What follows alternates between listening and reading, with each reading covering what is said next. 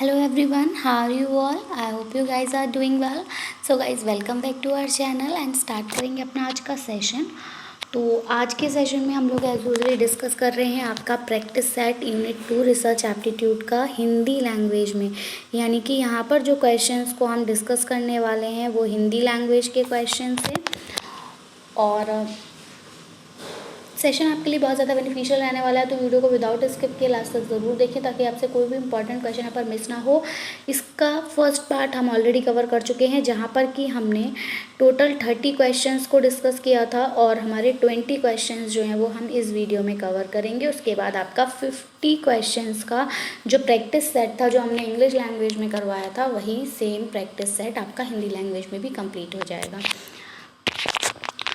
और अगर अभी तक हमारे चैनल को सब्सक्राइब नहीं किया है या फिर आप हमारे चैनल पर नए हैं तो यूजीसी नेट एग्जाम की प्रिपरेशन के लिए चैनल को सब्सक्राइब करें और बेल आइकन को प्रेस करना बिल्कुल ना भूलें ताकि जब भी न्यू वीडियो अपलोड हो नोटिफिकेशन से पहले आप तक पहुंच सके। गाइस थोड़ा सा लेट इसलिए हो रहा है, एक गैप हो जा रहा है आपका वीडियोस डेली अपलोड होने में क्योंकि actually I am not well, तो इस वजह से थोड़ी प्रॉब्लम रह रही है। बट होपफुली जैसे ही मैं कम्प्लीटली ठीक होंगी तो ये जो गैपिंग का इशू है वो भी ख़त्म होगा।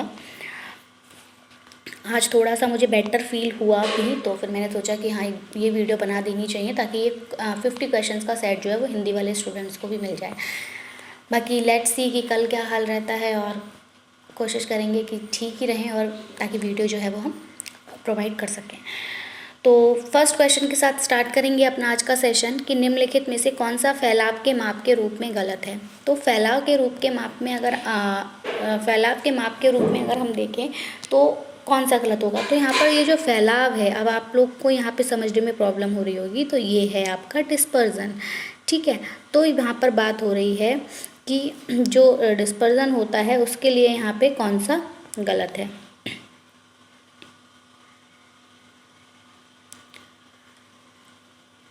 चतुर्थक विचलन, रेंज, मानक विचलन और नमूनाकरण त्रुटि। तो यहाँ हमारा जो करेक्ट आंसर जाएगा that goes with option number D, that is नमूनाकरण त्रुटि। तो क्योंकि अगर मैं बात करूँ यहाँ पर डिस्पर्जन की तो मेजर ऑफ डिस्पर्जन में आप क्या क्या देखते हैं, तो आप चतुर्थक विचलन देखते हैं, आप रेंज भी देखते हैं, आप स्टैंडर्ड डेविएशन भी देखते हैं, लेकिन आप नमूनाकरण सैम्पलिंग एरर जो है वो यहाँ पर नहीं देखते हैं। नेक्स्ट, एक शोधकर्ता ने 25 लोगों के साक्षात्कार के आधार पर एक रिपोर्ट तैयार की। तो एक रिसर्चर था जिसने क्या किया कि 25 लोगों का इंटरव्यू लिया और उस इंटरव्यू के बाद उन्होंने एक रिपोर्ट तैयार की। तो ये क्या हुआ, एक बेसिकली अगर हम देखें तो ये एक तरह से क्या हुआ, एक तरह से सर्वे हुआ।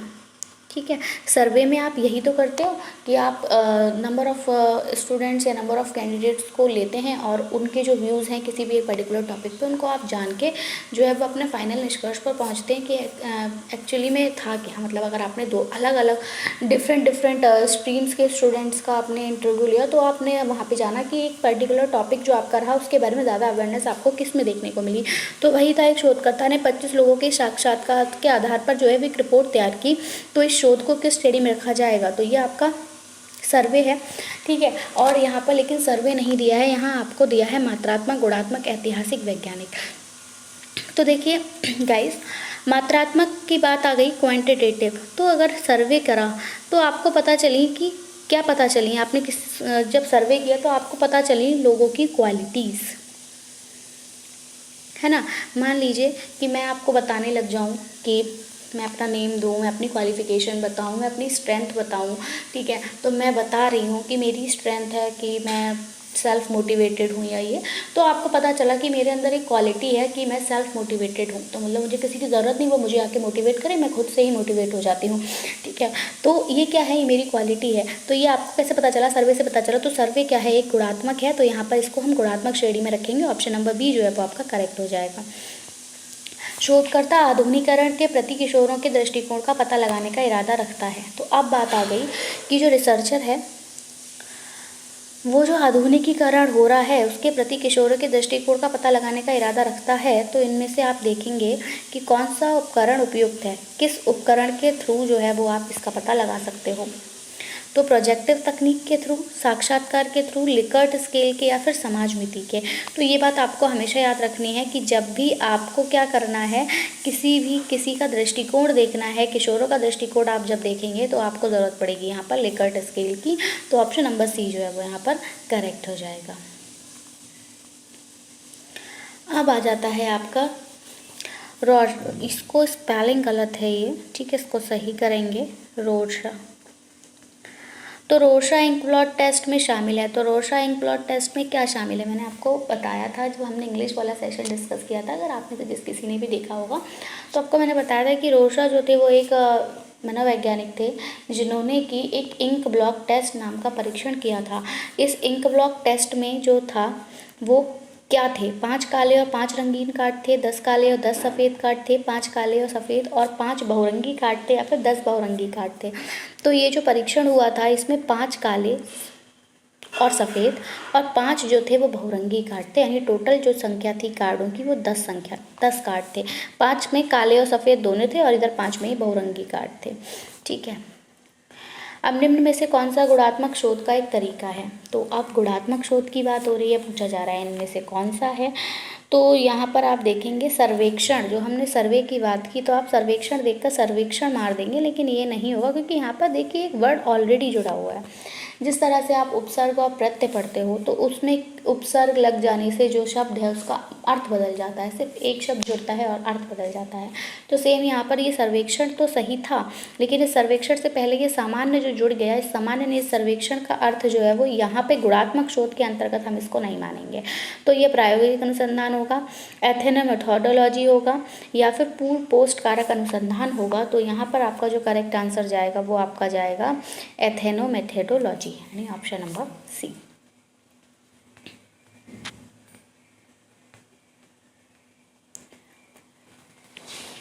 एक चर ऊंचाई के मान में वृद्धि और दूसरे चर में तदन रूपी कमी दर्शाने वाले संबंध को कहा जाता है। क्या कहा जाता है, मतलब यहाँ पर आप वेरिएबल्स मानेंगे कि मान लीजिए x और y ये 2 वेरिएबल्स हैं, 2 चर हैं। अब x बढ़ रहा है तो y जो है वो घट रहा है, ऐसा हो रहा है कहीं कि x के बढ़ाने पे y घट रहा है। तो इस क्रम को दर्शाने के लिए आप ये जो संबंध है इसको क्या कहा जाएगा कि x के बढ़ने से y घट रहा है, इसको आप क्या कहेंगे, तो इसको आप नकारात्मक कहेंगे, सकारात्मक कहेंगे, शून्य कहेंगे, आंशिक कहेंगे। देखिए शून्य तो जब होता जब कोई फ़र्क ही नहीं पड़ता, आप x को कितना भी बढ़ा दो लेकिन जो y की वैल्यू है वो अगर कांस्टेंट है तो आप शून्य कहेंगे कि कोई फ़र्क नहीं पड़ रहा, आप x को कितना भी बढ़ाते जा रहे हैं, घटाते रहें, कुछ भी कर रहे हैं, लेकिन इस पर कोई फ़र्क ही नहीं पड़ रहा है, तो ये शून्य से संबंध होता। लेकिन फ़र्क पड़ रहा है क्योंकि क्या कर रहे हैं, बढ़ाने से घट रहा है। आंशिक भी नहीं है, आंशिक का मतलब ये होता कि कभी बढ़ाने से घटता और कभी बढ़ाने से बढ़ता ही, ठीक है, तो आंशिक कह देते, बट ऐसा भी नहीं है, तो इसलिए ये भी घटेगा ये भी घटेगा। सकारात्मक कब होता, जब आप x बढ़ाते तो y भी बढ़ता, तो पॉजिटिव होता ना, लेकिन x बढ़ाने पर y घट रहा है तो क्या हो रहा है, नकारात्मक सहसंबंध दर्शा रहा है। ऑप्शन नंबर बी जो है वो यहाँ पर करेक्ट हो जाएगा। अब आ जाएंगे संचयी आवृत्ति ग्राफ कहलाता है। तो आप सभी को पता है, ग्राफ आप लोगों ने पढ़े होंगे। तो यहाँ पर जो संचयी आवृत्ति ग्राफ होता है उसको क्या कहा जाता है, हिस्टोग्राम कहा जाता है, बार आरेख कहा जाता है, पाई आरेख कहा जाता है, या ऑगिव कहा जाता है। तो ये हिस्टोग्राम, बार पाई ग्राफ ये सब पढ़े हुए हैं, लेकिन ये ऑगिव जो है वो थोड़ा सा नया है। तो ये संचयी आवृत्ति ग्राफ जो है वो ये ऑगिव है। तो ऑप्शन नंबर डी जो है वो यहाँ पर करेक्ट हो जाएगा।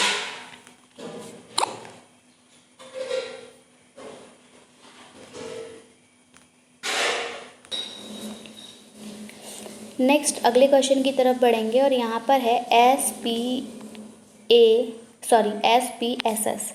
क्या है SPSS, इसकी फुल फॉर्म पूछिए। अच्छा, अब इसकी फुल फॉर्म तो आपको याद ही करनी पड़ेगी, यहाँ पर आप कॉमन सेंस का यूज़ नहीं कर सकते, आपको पता होगा तभी आप सही करेंगे क्योंकि सब एक जैसी दिखती हैं, ठीक है। तो इसकी फुल फॉर्म क्या होगी, तो इसकी फुल फॉर्म देखेंगे, वैज्ञानिक अध्ययन के लिए सांख्यिकी पैकेज, सामाजिक विज्ञान के लिए सांख्यिकी पैकेज, सामाजिक वैज्ञानिकों के लिए वैज्ञानिक पैकेज या फिर सांख्यिकी अध्ययन के लिए वैज्ञानिक पैसेज। देखिए यहाँ पर ये जो वैज्ञानिक है ना, आप SPSS की फुल फॉर्म आपको देखनी है तो मैं यहाँ पर आपको बता दूँ कि ये जो वैज्ञानिक है इसकी इंग्लिश जो है वो साइंटिफिक है, ये ट्रांसलेशन में जो है वो ये आपका वैज्ञानिक हो गया है, ठीक है। तो साइंटिफिक ये है इसकी इंग्लिश, तो इसी वजह से SS है। तो यहाँ हमारा जो करेक्ट आंसर जाएगा, देखिए सोशल स्टडीज़ हो गया, ठीक है, सांख्यिकी स्टैटिस्टिक्स हो गया, ठीक है। तो सॉरी साइंस और क्या था, सांख्यिकी पैकेज, ठीक है। तो ये आपका हो जाएगा S, सांख्यिकी भी S है, आप सामाजिक भी S से है, सांख्यिकी भी S से है, और ये सामाजिक विज्ञान इसको भी हम सोशल साइंस बोलेंगे, तो ये SSS हो गए, और ये पैकेज जो है ये P का है, ठीक है। तो ये SPSS, ये P जो है वो यहाँ आ जाएगा और ये S जो है वो यहाँ पे चल जाएंगे, ठीक है। इंग्लिश में जब फुल फॉर्म होगी तो आपकी हो जाएगी SPSS। तो ऑप्शन नंबर B जो है वो यहाँ पर करेक्ट है। नेक्स्ट, प्रसरण का वर्गमूल है। अब प्रसरण का वर्गमूल क्या होगा, तो ये क्या मानक त्रुटि है, त्रुटि विचरण है, मानक विचलन है, या फिर विचलन भागफल है। तो ऑप्शन नंबर C जो है वो यहाँ पर सही है, मानक विचलन। क्वेश्चन नंबर 10, एक शोधकर्ता बाढ़ पीड़ितों का अध्ययन करने में रुचि रखता है, यानी कि एक रिसर्चर है, तो बाढ़ से जो भी पीड़ित लोग हैं उनके बारे में जो है वो स्टडी करना चाहता है। तो निम्नलिखित में से कौन सा उपयुक्त नमूना चयन विधि है, तो इसमें वो किस सैंपल का जो है वो चयन करेगा। यादृच्छिक नमूनाकरण, तो यादृच्छिक नमूनाकरण तो वही होगा ना, रैंडमली आपने ले लिया, आपको मतलब कुछ पीड़ित हैं, अब आप रैंडमली चूज़ कर रहे हैं, तो ये ज़रूरी नहीं है कि आपके पास बाढ़ के ही पीड़ित आएंगे, है ना, तो इसलिए यादृच्छिक तो रहेगा नहीं। दूसरा है आपका स्त्रीकृत, तो स्त्रीकृत भी नहीं होगा, यहाँ पे व्यवस्थित भी नहीं। देखिए जब आपने बोल रखा है कि आपको बाढ़ पीड़ित ही चाहिए, तो ये आपका क्या उद्देश्य कि आप बाढ़ पीड़ितों का ही अध्ययन करना चाहते हो, तो ये आपका उद्देश्यपूर्ण नमूनाकरण है। ऑप्शन नंबर 4 जो है वो यहाँ पर करेक्ट हो जाएगा। आइटम के कठिनाई स्तर के मामले में चिंता का विषय नहीं है। अब अगर कोई आइटम है तो उसमें अगर कोई कहीं कठिनाई स्तर आ रहा है तो उसमें चिंता का विषय नहीं है। क्या? प्लेसमेंट परीक्षण, खुफिया परीक्षण, मानदंड संदर्भित परीक्षण, या फिर सामान्य संदर्भित परीक्षण। तो यहाँ हमारा जो करेक्ट आंसर जाएगा that goes with option number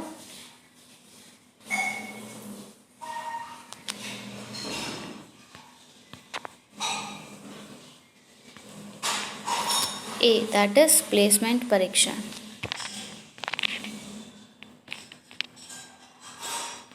next,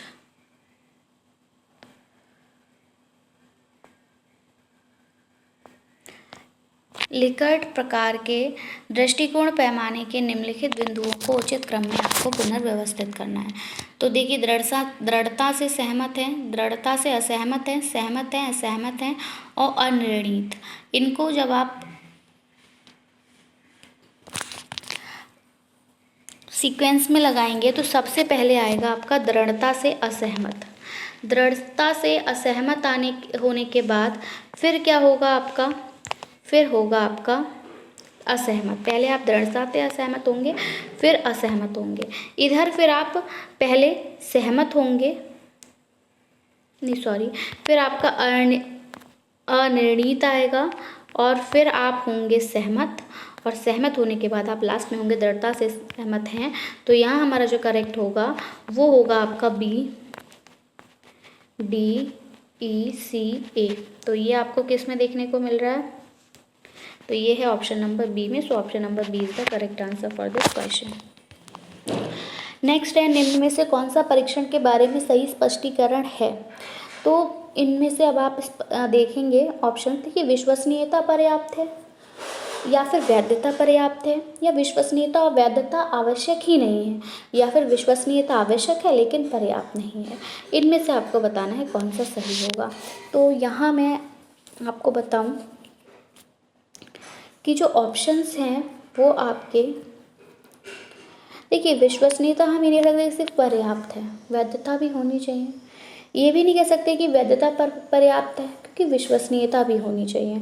तो इसलिए ये दोनों ऑप्शन तो हम बिल्कुल हटा देंगे।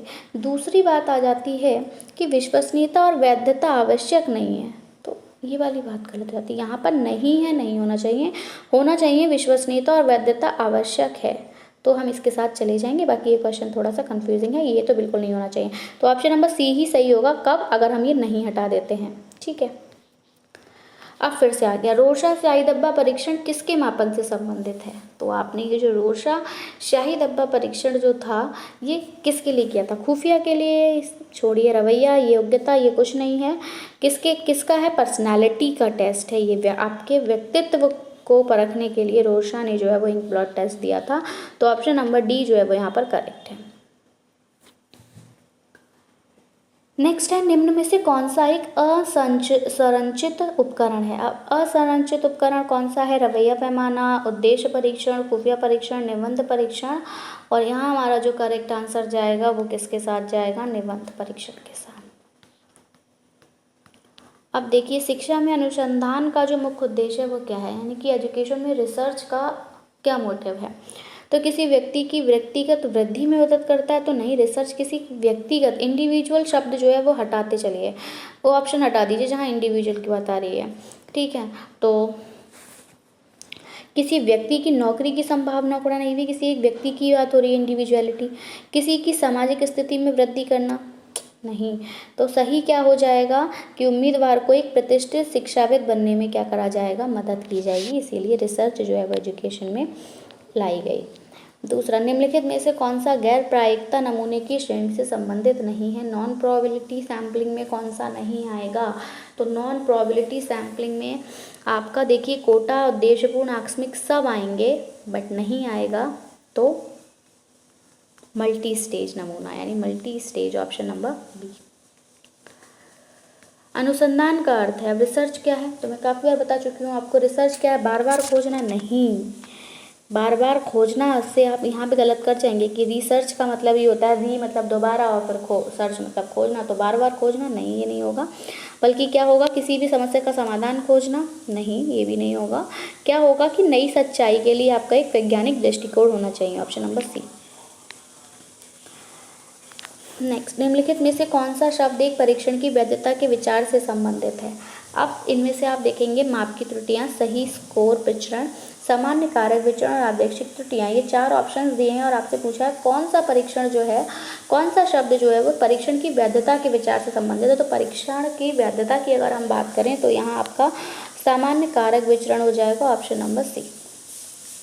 सेशन का लास्ट क्वेश्चन देखेंगे, निम्नलिखित में से कौन सा एक शोध प्रस्ताव और एक शोध रिपोर्ट का सामान्य तत्व नहीं है? शोध प्रस्ताव और शोध रिपोर्ट, इनका सामान्य तत्व नहीं है, तो कौन सा नहीं है? उद्देश्य और परिकल्पना नहीं है, आगे के शोध के लिए निहितार्थ नहीं है, पिछले शोध के संदर्भ नहीं है, या सूचना डेटा के स्रोत नहीं है। तो देखिए भैया, जब आप रिपोर्ट तैयार करोगे तो आपको इसकी ज़रूरत भी पड़ेगी, इसकी भी पड़ेगी और इसकी पड़ेगी, क्योंकि पिछली रिसर्चेस के रेफरेंसेस के थ्रू ही तो आप अपनी एक रिपोर्ट तैयार करते हैं। लेकिन ये आगे के शोध के लिए निहितार्थ है, ऐसा नहीं है, तो ऑप्शन नंबर बी यहाँ पर करेक्ट हो जाएगा। और आई होप आपको सेशन पसंद आया होगा। वैसे बहुत ज़्यादा आपको नींद भी आने लगी होगी मेरी वॉइस की वजह से, तो मैं इतना ज़्यादा वेल नहीं थी कि मैं थोड़ा जिस टोन में बोलती हूँ उस एम्पलीट्यूड, उस पिच पर बोल पाऊँ। तो बस मैंने सोचा कि आपके क्वेश्चंस कंप्लीट करा दूँ एटलीस्ट, ताकि अब हमारा न्यू ही यूनिट हमें कवर करनी है, पिछला जो कुछ भी था वो सबका कंप्लीट हो गया। इसके अलावा अगर आपकी कोई भी क्वेरी है तो आप उससे कमेंट सेक्शन में पूछ सकते हैं। So that's it from my side. मिलेंगे अपनी नई वीडियो के साथ। Till then take care and bye bye. Thanks for watching. Thanks, have a nice day.